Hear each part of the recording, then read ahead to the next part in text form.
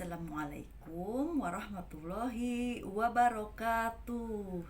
Jumpa dengan saya lagi, Neng Eva. Gimana kabarnya sahabat hikmah semuanya hari ini? Yang soleh dan soleha, yang baik hatinya, yang cantik dan yang ganteng, yang tidak sombong, rajin menabung, serta rajin sedekah. Semoga hari ini sehat-sehat walafiat dan dalam lindungan Allah Subhanahu wa Ta'ala.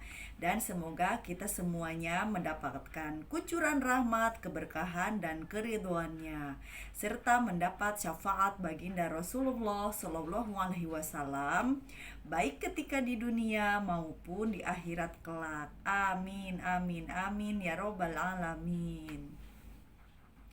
Baik sahabat hikmah semuanya, kali ini saya kembali membawakan konten YouTube ya setelah sekian lamanya.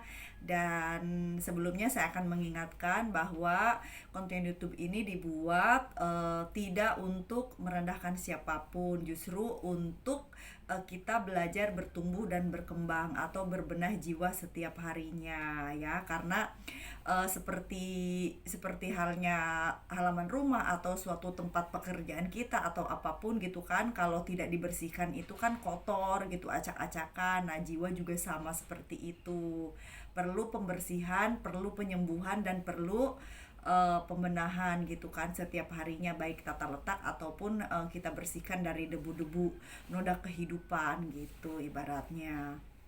Nah, kali ini saya akan membahas tentang ini ya, tentang hikmah kehidupan, bahwa manusia itu akan mengalami atau pasti atau sedang atau siapapun gitu kan mengalami sedang berada di titik terendah gitu. Nah, bagaimana kalau kita berada dalam titik terendah itu untuk bangkit di sini adalah tentang bangkitnya jiwa kita gitu, bangkitnya spiritualitas di dalam jiwa kita itu bagaimana gitu kan prosesnya gitu. Nah, biasanya orang yang akan atau yang mengalami kebangkitan spiritual itu biasanya kan berada di titik terendah dulu gitu, entah itu mengalami kesakitan, entah itu misalkan diuji materi, ditipu orang, terlibat hutang gitu kan, atau misalkan terpisah dari pasangan hidup, baik terpisah keadaan hidup ataupun dalam pisah mati ya, atau misalkan cerai mati atau cerai hidup gitu ya, atau misalkan diputuskan oleh calon pasangan misalkan, atau apa saja gitu. Dan biasanya kalau kebangkitan spiritual ini biasanya masalahnya itu bertubi-tubi gitu. Jadi tidak hanya diberi satu ujian dalam satu waktu gitu, atau misalkan dalam kurung 1 tahun itu dikasih ujian itu misalkan ya sudah dipisahkan dari pasangan gitu kan, terus misalkan terlibat hutang, terus misalkan diuji materi gitu kan. Nah, itu biasanya bertubi-tubi gitu, sehingga manusia itu mengalami ujian berada di titik terendah. Nah, kalau kita misalkan salah satu di antara kita pernah mengalami hal tersebut atau sedang mengalami hal tersebut, nah itu jangan ibaratnya tuh kita tuh jangan langsung banyak mengeluh atau mengutuk diri. Nah, bahwa pada saat kita mengalami di titik terendah itu banyak berpikiran positif, atau misalkan banyak menerima kenyataan dan banyak mensyukurinya gitu. Tapi memang kalau yang misalkan mengalami kebangkitan ini, memang awal-awalnya kita itu yang merasakan kesakitan dulu kan, misalkan ya sakitnya dihianati, sakitnya ditinggalkan, sakitnya ditipu, misalkan sakitnya belum bisa bayar utang gitu, sakitnya terbelit hutang gitu, pasti kan itu hal yang wajar, hal yang lumrah gitu kan, namanya kita manusia hidup, manusia biasa, tempatnya hina gitu, tempatnya salah, tempatnya lemah gitu kan, disitulah kita akan mengalami kesakitan dulu.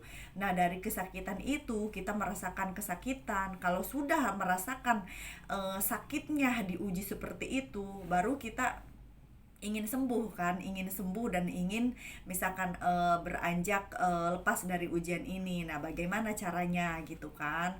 Ya, kalau kita sudah merasakan kesakitan, sudah banyak mengeluh, masa iya kita harus mengeluh setiap hari atau setiap bulan atau setiap tahun? Karena memang kebangkitan spiritual ini biasanya kalau orang yang benar-benar akan diangkat derajatnya oleh Allah Subhanahu wa taala, itu biasanya itu waktunya itu tahunan gitu. Ada yang 1 tahun, ada yang 2 tahun, bahkan ada yang 3 tahun atau lebih gitu ya. Karena ujiannya itu kan bertubi-tubi dan berturut-turut gitu, dan berangsur itu hampir tiap hari gitu kan, dan selama bertahun-tahun gitu. Nah, kita itu kan diuji oleh Allah itu sebagaimana sejauh mana kita itu bertawakal gitu, menyerahkan semuanya kepada Allah. Itu kan Allah tuh pengen lihat gitu, pengen melihat kita itu perjuangan kita untuk bertawakal itu seperti apa gitu. Jadi intinya Allah itu ingin mengangkat derajat seorang hamba menjadi seseorang yang lebih baik lagi, yang lebih bertawakal lagi, yang lebih beriman lagi gitu kan, yang lebih mendekatkan diri lagi kepada Allah Subhanahu wa taala gitu. Jadi kalau misalkan kita mengalami hal seperti itu ya, misalkan, atau ya siapapun lah gitu, begitu juga saya pernah mengalami hal seperti itu gitu. Kalau memang belum mengalami, saya tidak akan berbicara di sini untuk berbagi gitu kan.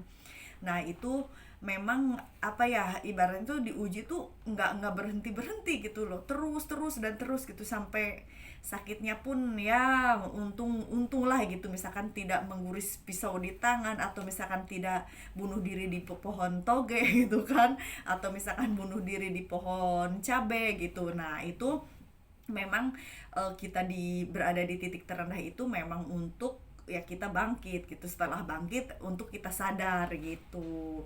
Jadi kita bangkit, kita jatuh berada di titik terendah, lalu kita bangkit dan kita sadar. Bangkitnya seperti apa ya? Bangkitnya kita apa ya, ibaratnya itu ya banyak mohon ampun kepada Allah gitu kan. Siapa tahu ya mungkin itu karena dosa-dosa kita di masa lalu yang belum kita bertobat gitu kan. Terus perbanyak sholat sunnah taubat gitulah, perbanyak berpuasa, perbanyak sholat sunnah gitu, perbanyak baca Al-Quran gitu ya. Pokoknya dekatkan diri, karena di sini spiritualitas Islami ya. Jadi saya akan memberikan tips-tipsnya itu ya ala-ala Islami gitu kan, dengan cara mendekatkan diri kepada Allah Subhanahu wa taala, memperbanyak amalan ibadah-ibadah sunnah ya, dan mengistiqomahkan ibadah fardu gitu kan, serta berbuat baik gitu, terus berpikiran positif gitu. Jadi intinya Allah itu ingin mengangkat derajat kita ke derajat yang lebih baik lagi. Artinya apa? Yang tadinya mungkin kita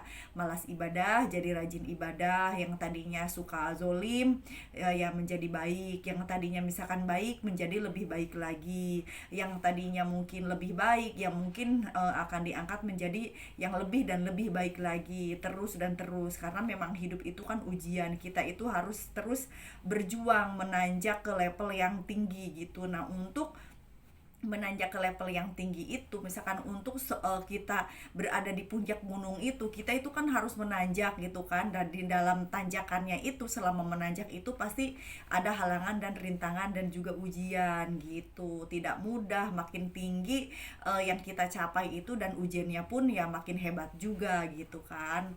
Nah, makanya di sini diperlukan memperbanyak amalan-amalan ibadah batinnya juga, karena ini memang tentang spiritualitas, otomatis ibadah batin itu lebih utama gitu. Namun ibadah fardu pun jangan pernah kita tinggalkan, karena memang fardu itu wajib kita sebagai umat baginda Rasulullah Shallallahu Alaihi Wasallam ya, kewajiban kita untuk beribadah gitu. Sebagai hambanya Allah juga kita dilahirkan ke dunia ini ya untuk beribadah kepada Allah Subhanahu Wa Taala, dan untuk mengenal Allah Subhanahu Wa Taala gitu, serta perbanyak zikrullah.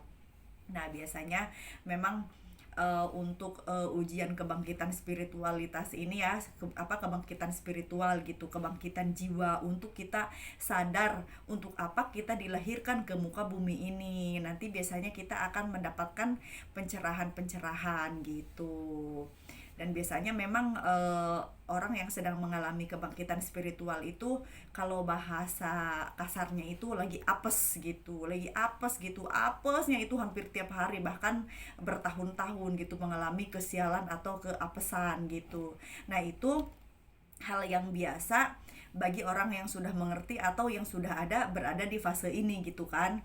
Jadi intinya namanya apa ya, untuk dinaikkan derajat kita atau untuk dibersihkan semua.